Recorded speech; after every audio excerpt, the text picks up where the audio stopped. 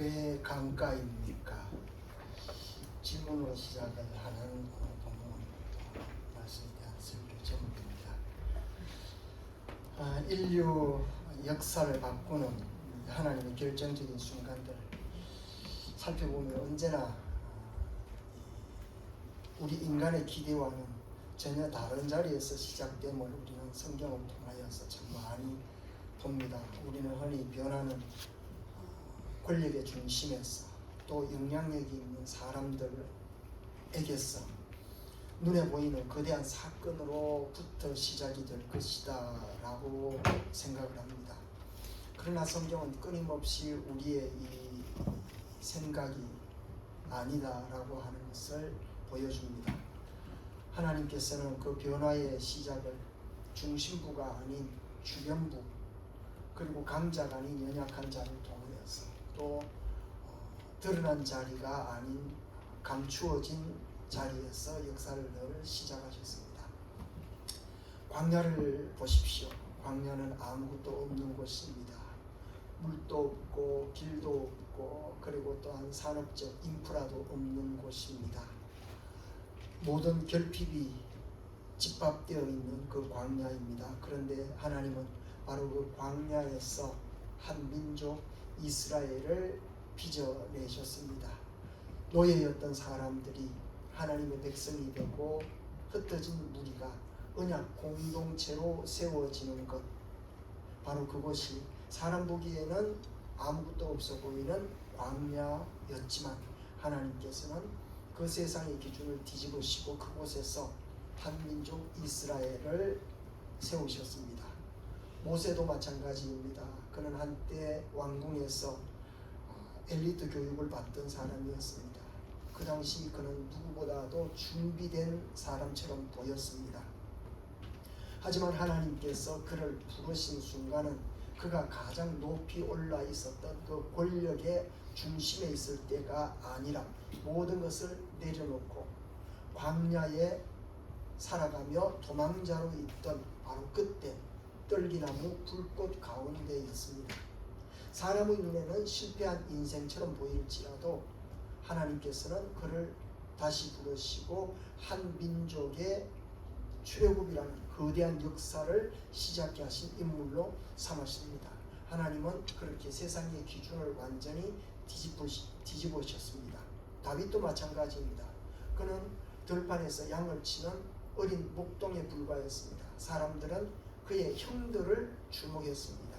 그의 형들이 더 크고 강해 보였고 또한 더 준비되어 있는 것처럼 보였습니다. 하지만 하나님은 들판에 남겨진 소년 다윗을 주목하시고 그를 불러서 하나님의 나라 이스라엘의 왕으로 세우셨습니다. 인간의 기준에는 턱없이 부족해 보이는 다윗을 하나님은 그렇게 이스라엘의 미래를 위해서 준비하셨다 하는 것입니다. 신약으로 오면 이 흐름은 더욱 분명해집니다. 예수님의 탄생에서 가장 분명하게 드러납니다. 세상을 구원하는 사건 정도라고 한다면 사람의 생각으로는 가장 높은 자리에서 시작이 되어야 된다라고 믿습니다.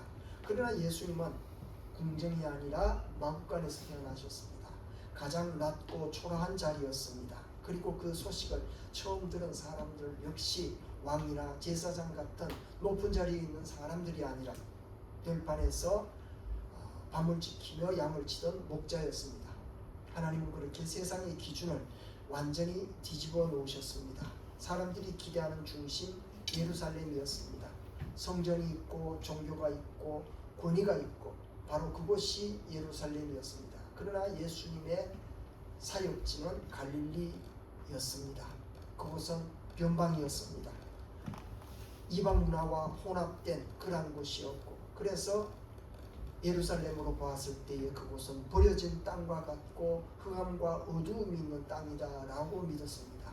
그래서 사람들은 거기에서 무슨 선한 것이 나올 수 있는가 라고 말했던 바로 그곳 갈릴리 그리고 나사렛, 그곳에서 예수님께서는 하나님의 나라를 시작하셨다는 것입니다. 그리고 우리 주님께서 부르신 자들을 보십시오. 율법학자, 종교 엘리트, 많이 아는 사람들이 아니라 그물을 던지던 어부들을 부르시고 세관에서 업무를 보고 있던 세리를, 그리고 평범하고 때로는 부족하다 할 정도의 사람들을 부르셨습니다. 그들은 준비된 사람이 아니었습니다. 하지만 부르심에 반응한 사람들이었습니다. 복음은 그렇게 크고 화려한 곳에서 시작되지 않습니다. 광야에서, 들판에서, 때로는 아픔 속에서, 눈물 속에서, 그리고 이름 없는 사람들로부터 시작이 되었습니다. 그리고 그러한 이야기는 오늘 우리가 읽은 이 본문 속에서도 동일한 방식으로 이루어지게 됩니다. 바울은 지금 아시아에서 유럽으로 넘어가는 첫 번째 성이라고 할 수 있는 그 관문 앞에 서 있습니다. 바로 빌립보라는 지역입니다. 이 빌립보라는 지역은 한 사람의 이름을 딴 도시 이름입니다. 알렉산더 대왕의 아버지 필리포스 2세가 그 도시를 재건하고 난 이후에 자신의 이름을 따서 붙였습니다. 빌립보라고요. 그리고 로마 시대에 와서는 그 화려한 모습으로 새롭게 태어납니다. 로마적 질서, 미학이 그대로 옮겨진 도시가 됩니다. 도시는 넓게 뻗은 직선 도로, 중앙에 큰 광장, 공중 목욕탕, 극장과 같은 시설들, 그리고 그곳에 살아가는 시민들은 라틴어를 사용했고 로마 시민으로서의 특권을 누렸던, 마치 로마를 옮겨놓은 것 같은 작은 로마가 바로 이 빌립보였습니다. 복음을 전하기 위해서 빌립보에 도착한 바울은 이제 복음을 전하려고 합니다. 탐색전을 펼칩니다. 며칠이 지났습니다. 어디로 갈까? 내가 어디로 가면 하나님의 복음을 가장 잘 전할 수가 있을까? 그렇게 며칠간 이 빌립보 지역을 탐색하다가 생각한 것이 있습니다. 저곳으로 가야 되겠다. 상식선이라고 한다면 당연히 그곳은 사람들이 많이 모이는 장소, 그 도시의 가장 중심되는 곳으로 가야 맞습니다. 그것이 복음을 가장 빠르게 전파할 수 있는 길이 될 것입니다. 그런데 바울이 처음 향한 곳은 전혀 우리의 예상을 뛰어넘는 장소였습니다. 사람들이 많이 모이는 광장이 아니었고, 또한 유대인들이 예배를 드리는 그런 회당도 아니었습니다. 오늘 본문에 보면 그곳은 성문 밖에 있는 강가였다라고 이야기합니다. 누구도 주목하지 않는 성문 밖입니다. 그곳은 너무나도 조용하고 눈에 띄지 않는 또한 강가였습니다. 그리고 바로 그 강가에서 복음은 시작이 되었습니다. 그리고 그곳에서 처음으로 복음을 받아들인 사람이 나왔고, 그 사람을 통해서 빌립보 지역에 교회 하나가 세워집니다. 빌립보 교회입니다. 결국 그 강가는 유럽 최초의 복음이 전해진 장소가 되었고, 그곳에서 유럽 최초의 그리스도인 한 사람이 탄생하고, 그리고 유럽 최초의 교회가 세워지게 됩니다. 결국 성문 밖에 있는 그 강가는 복음이 유럽 전체로 퍼져나가는 첫 발걸음이 되었고 출발점이 되었다 하는 것입니다. 저는 오늘 이 바울의 행보를 바라보면서 한 가지 질문을 드리지 않을 수가 없었습니다. 왜 하필 강가인가 하는 것입니다. 오늘 제목입니다. 왜 하필 강가일까? 왜 바울은 빌립보에서 복음을 전하는 장소로 수많은 좋은 곳, 먼저 가야 할 곳, 사람들이 많이 모이는 곳, 화려한 곳, 중심되는 곳이 있음에도 불구하고 그 모든 것을 놔두고 그 성문 안도 아닌 성문 바깥에 있는 사람들이 별로 살지 않는 그 강가에까지 가서 그곳을 복음의 첫 발걸음으로 삼았는가 하는 것입니다. 먼저 우리는 전제부터 분명히 해야 됩니다. 바울의 지금까지의 전도 패턴은 너무나도 분명합니다. 앞으로 봤을 때에도 분명합니다. 어느 도시를 가든지 바울은 늘 동일한 패턴으로 전도지를 택합니다. 회당입니다.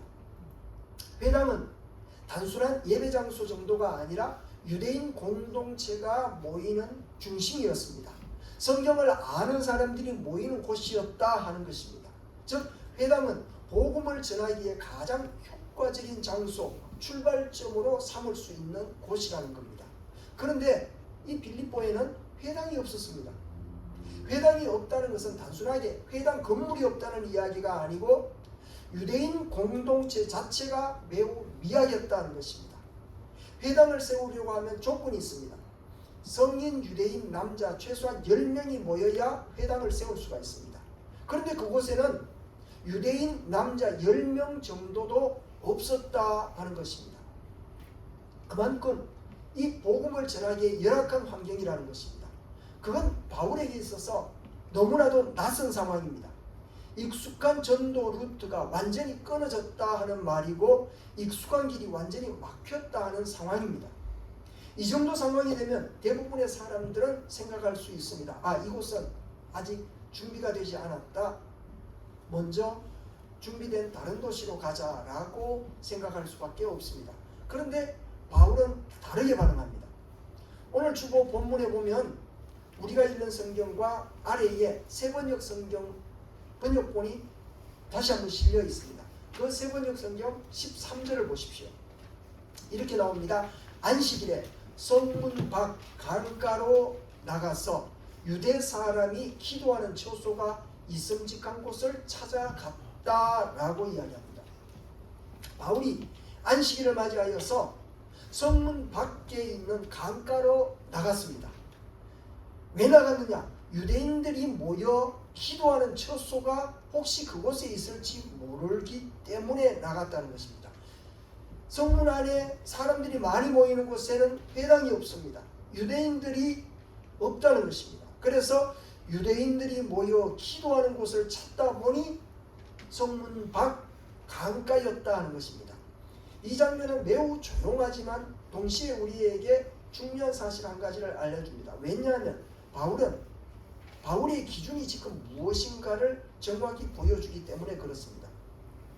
상식적으로 한다면 어디로 가야 사람이 많을까? 어디에서 시작하면 반응이 좋을까?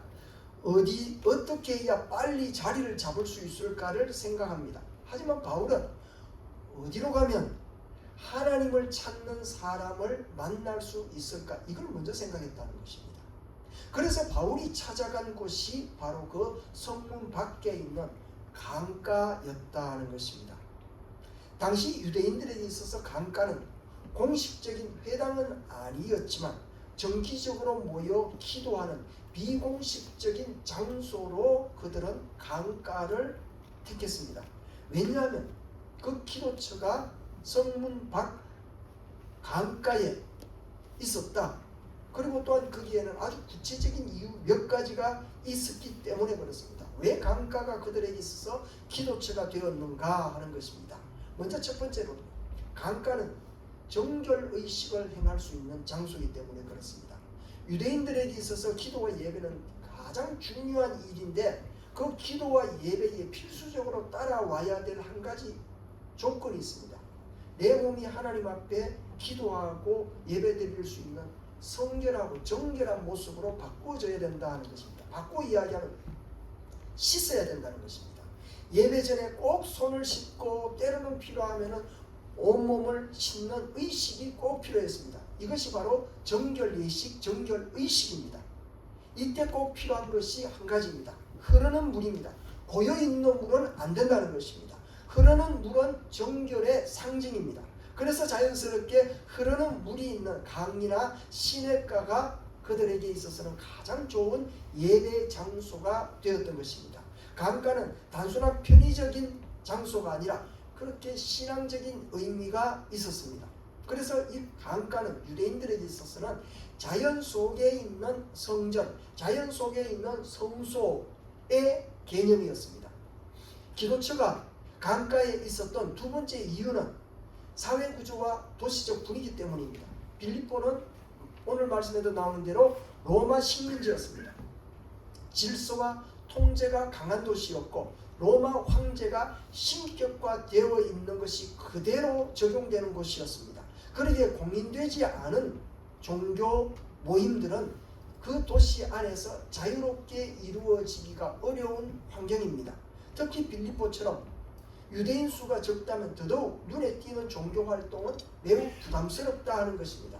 그래서 유대인들은 자연스럽게 성문 바깥으로 그리고 강가가 있는 곳을 찾아간 것입니다. 강가는 도시의 소음과 통제에서 벗어나면서 또한 로마의 지배로부터 벗어날 수 있는 아주 위험하지 않는 예배드리기에 최적의 절묘한 장소였다 하는 것입니다. 세 번째로 매우 중요한 한 부분인데 누가 그곳에 모이고 있었던가 하는 것입니다. 오늘 성경에 보면 그곳에는 남자들이 아니라 여인들이 모여 있었다고 합니다. 이것이 핵심입니다.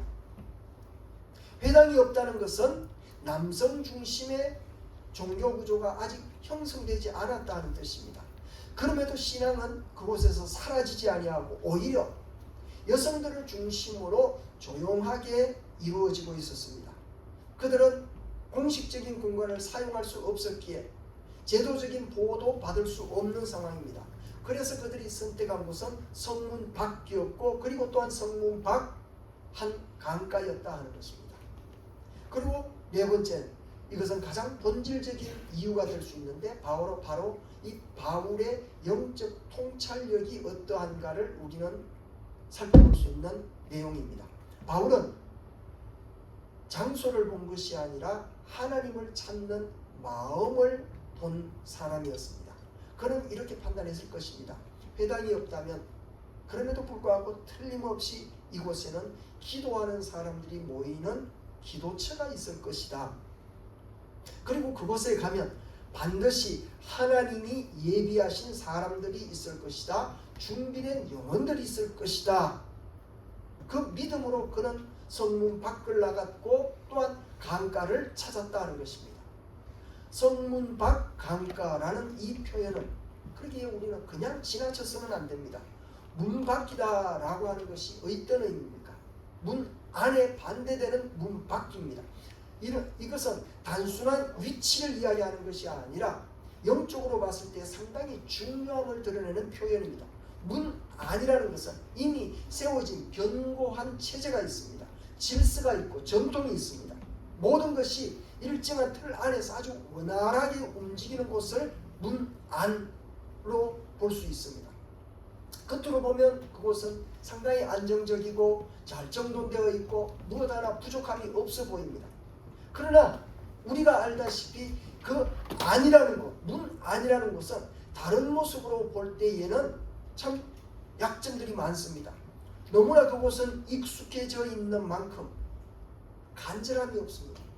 목마름을 느낄 수가 없는 것입니다. 이미 알고 있다는 생각 때문에 이미 충분하다고 느끼기에 새로움에 대한 기대가 사라질 수도 있습니다. 그래서 겉모습은 그대로인데 어느 순간부터인가 그들의 마음은 점점 굳어지고 있었고 형식만 남아있고 그래서 그 안에 생명력은 한없이 약해질 수 있더라. 그것이 바로 성문 안이 주는 개념입니다. 반면에 성문 밖은 어떻습니까? 아직 정리되지 않은 곳입니다. 체계도 없고 완성되지도 않고 만들어지지도 않는 공간입니다. 그러기에 이 성문 밖은 어디로 흘러갈지를 모르는 자리입니다. 다 알고 있다 생각하지 않기에 그곳은 듣고자 하는 마음들이 있고 채워지지 않았다 생각하기에 받아들일 수 있는 공간이 있는 자들이고 그래서 더 찾고 또 더 묻고 더 열려있는 자들이 모인 공간, 그것이 바로 성문 밖입니다. 이미 굳어져 있는 곳이 아니라 얼마든지 변화될 수 있는 자리가 바로 성문 밖 강가였다 하는 것입니다. 그래서 바울이 문 밖 강가로 나갔다는 것은 단순히 사람이 적은 곳을 택했다 하는 의미가 아닙니다. 그는 하나님이 일하실 수 있는 자리를 찾아간 것입니다. 하나님께서는 문 안이 아니라 문 밖에서 일을 시작하는 분이다 하는 것을 이미 오늘 설교 서론에서 말씀을 드렸습니다. 하나님은 이미 완성된 곳에서 무엇인가를 덧붙이시는 분이 아니라 아직 시작되지 않은 곳에서 새로운 일을 열어가시는 분이십니다. 이미 자리가 잡힌 곳에서는 하나님이 하시는 일조차 그 사람들의 완벽한 시스템에 의해서 묻혀져 버리고 희석되어져 버릴 수도 있습니다. 하지만 아무것도 없는 그 자리는 너무나도 분명해집니다. 아, 이것은 사람이 한 일이 아니라 하나님이 하신 일이시구나 하는 그러한 사실들이 너무나도 분명하고 너무나 선명하게 드러날 수밖에 없는 곳, 강가입니다. 그래서 하나님은 성문 밖 강가를 선택하시고 바울을 내모신 것입니다. 사람들이 여기는 아직 아무것도 아니다라고 말하는 그 자리, 여기서는 시작하기가 어렵다라고 생각하는 바로 그 자리에서 하나님은 바울을 통하여서 시작하셨던 것입니다. 그리고 그 결과는 너무나도 분명하게 나타났습니다. 성문 밖 강가, 아무도 주목하지 않는 그 자리, 사람들의 눈에는 그저 작고 보잘것없던 바로 그곳, 한적한 그곳에서 하나님은 이미 한 사람을 준비해두고 계셨다는 것입니다. 바로 루디아 하는 여인입니다. 이 만남은 결코 우연이 아니었습니다. 바울이 그곳에 간 것도 우연이 아니었고 루디아가 그 자리에 있었던 것도 결코 우연이 아닙니다. 성경은 그녀를 하나님을 경외하는 여인이라고 분명히 말씀하고 있습니다. 그녀는 이미 하나님을 향해 마음이 열려 있었고 무엇인가를 기다리고 있었고 그 마음 속에는 목마름이 있었더라 하는 것입니다. 그런데 그 만남이 사람들이 몰리는 중심, 대로변 한가운데가 아니라 너무나도 조용한 바깥, 성문 밖의 바로 그 자리가 되었더라 하는 것입니다. 성도 여러분, 생각해 보십시오. 바울이 사람들의 시선을 따라 도시 중심으로 갔다면 이 만남이 이루어지지 않았을 것입니다. 그러나 바울은 사람을 따라 움직이지 아니하고 하나님의 일하시는 방법을 따라, 방향을 따라 움직였습니다. 그 결과 그는 준비된 영혼을 만날 수 있게 되었더라 하는 것입니다. 이것이 중요합니다. 하나님은 많은 사람이 아니라 준비된 한 사람을 예비하신다는 사실입니다. 그리고 그 한 사람을 통하여서 하나님의 놀라운 내일의 일을 시작하십니다. 많은 사람이 아니라 한 사람으로부터 화려한 무대가 아니라 조용한 자리에서 우연처럼 보이지만 사실은 준비된 만남으로부터 하나님은 당신의 일을 이루어 가신다는 것입니다. 본문 14절을 보십시오. 주께서 그 마음을 열어 바울의 말을 따르게 하신지라. 하나님께서 루디아의 마음을 열어주셨다라고 합니다. 참 중요하지 않습니까? 루디아의 마음이 열렸다는 것은 무엇입니까? 단순히 새로운 이야기를 이해하게 되었다 하는 그런 뜻이 아니죠. 그녀의 생각이 바울을 통하여서 하나님께서 그 마음속에 주신 그것으로 인해서 그녀의 생각이 바뀌고 그녀의 시선이 달라지고 그녀의 인생의 방향이 새롭게 된 순간이다 하는 뜻입니다. 그전까지는 하나님을 알고 있었습니다. 그러나 이제는 하나님을 만나게 되었다는 것입니다. 이것이 빌립보 복음화의 첫 발걸음이었습니다. 그 첫 발걸음은 거대한 건물이 세워지는 것도 아니었습니다. 많은 사람들이 모여서 뜨겁게 반응하는 수십만의 집회가 있었던 것도 아닙니다. 바울이 설교를 잘해서도 아닙니다. 무슨 환경이 좋아서 분위기가 좋아서는 더더욱 아니었습니다. 단지 단 한 사람, 그곳에 있는 준비된 영혼, 하나님께서 마음을 열어주신 영혼, 그 루디아의 마음이 열렸기 때문에 그것으로부터 시작이 되었다는 것입니다. 하나님께서 그 마음을 열어주셨기 때문입니다. 그리고 복음에 대한 루디아의 반응은 즉각적이고 분명했습니다. 망설이지 않고 미루지를 않았습니다. 단순히 이해했다 해서 멈추지 않고 복음에 응답했습니다. 그 결과가 무엇입니까? 본문을 보십시오. 세례를 받았다. 그리고 무엇입니까? 자신의 집을 오픈했습니다. 열어젖혔습니다. 자신의 삶을 하나님께 드렸습니다. 이것이 복음을 받아들인 사람들의 모습이고 복음 앞에 마음이 열린 자의 모습입니다. 듣는 것으로 끝나지 않고 이해하는 것으로 멈추지 않고 내 삶으로 이어지는 반응, 이것이 복음의 반응의 자세인 것입니다. 그래서 15절을 보십시오. 내 집에 들어와 유하라 머물라. 이 한 문장은 너무나 짧은 문장이지만 이 안에는 루디아의 마음에 일어난 변화가 고스란히 담겨 있습니다. 단지 말씀을 듣고 감동받은 것으로 끝나지 않고 그녀는 삶으로 복음에 반응했습니다. 오늘도 그렇지만 당시도 마찬가지입니다. 이 집이라는 것이 어떤 공간입니까? 단순한 잠만 자는 공간이 아니지 않습니까? 그 사람의 삶 그 자체일 수도 있고 가장 중심이 되는 자리일 수도 있습니다. 가장 사적인 공간이면서 동시에 자신의 모든 것이 숨겨져 있는 자리입니다. 그런데 내 집에 유하라 하는 이 말 무엇이겠습니까? 단순한 친절 정도, 호의 정도로 오늘 잠시 우리 집에 와서 밥 한 그릇 하고 가십시오, 이 정도 인사는 적어도 아니라는 것입니다. 자신의 삶의 중심을 하나님께 내어드리는 고백입니다. 이제 나의 삶은 하나님의 것입니다. 내가 가진 것, 나의 삶의 자리, 내 모든 것을 하나님께서 사용하실 수 있도록 열어드리겠습니다. 다시 말해서 내 삶의 주인이 이제 당신이십니다. 나의 모든 것, 나의 인생조차도 당신의 것입니다 하는 선언이었다는 것입니다. 루디아 한 사람의 마음이 열립니다. 그 한 사람의 마음이 열리자 그녀의 집이 열립니다. 그녀의 집이 열리자 그곳에 사람들이 모이기 시작을 했고 그 모인 곳이 공동체가 되고 빌립보 최초의 교회가 되었습니다. 교회는 그러기에 성도 여러분, 건물이 아닙니다. 건물에서 시작하는 것이 아닙니다. 한 사람의 열린 마음과 그 마음에서 흘러나온 열린 삶에서 시작된다는 것을 우리는 알아야 합니다. 한 가정집 문이 열리는 일, 그것은 아주 작은 일처럼 보이지만 그것은 결코 작은 시작이 아니었습니다. 유럽 땅에 복음이 뿌리 내리는 바로 그 첫 장면이었기 때문에 그렇습니다. 작고 조용하고 아무도 주목하지 않는 그 자리에 하나님은 모든 것을 준비하고 계셨다 하는 것입니다. 그래서 우리는 이 장면 앞에서 다시 한번 분명하게 깨달아야 할 것입니다. 하나님은 우리가 생각하는 것처럼 큰 무대, 많은 사람으로부터 일을 시작하지 않는다 하는 것입니다. 우리는 늘 더 많은 것을 기다립니다.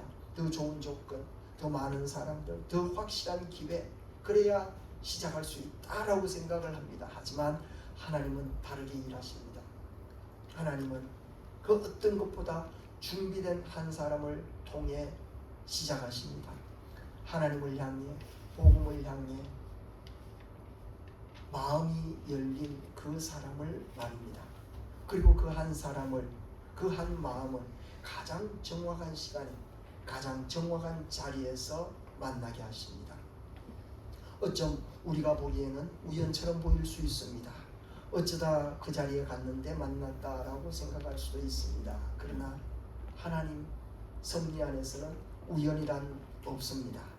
바울은 그것을 알았기 때문에 사람들이 주목하는 중심이 아니라 그렇게 성문 밖을 나갔고 또한 강가에까지 갈 수가 있었던 것입니다.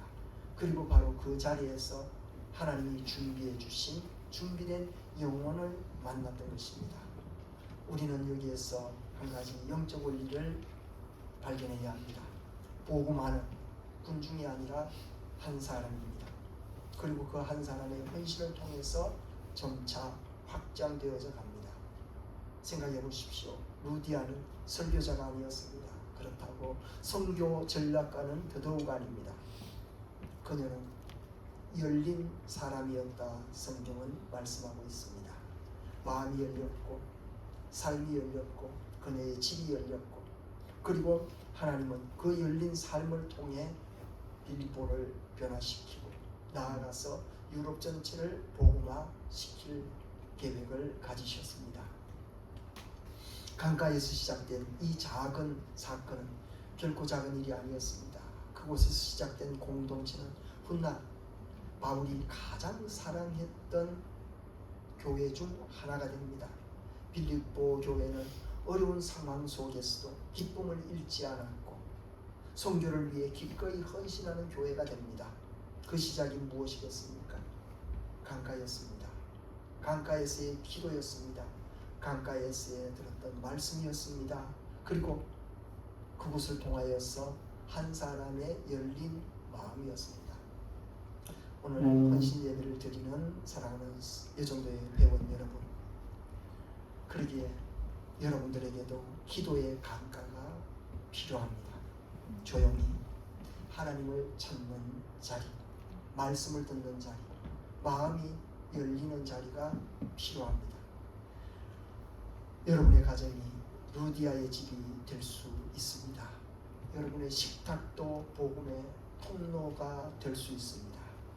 여러분의 기도가 누군가의 인생을 여는 열쇠도 될 수 있습니다. 하나님은 지금도 그 한 사람을 찾고 계십니다. 여러분의 기도의 자리가 강가가 되었으면 좋겠습니다. 누군가와 마주 앉은 그 자리가 강가가 되었으면 좋겠습니다.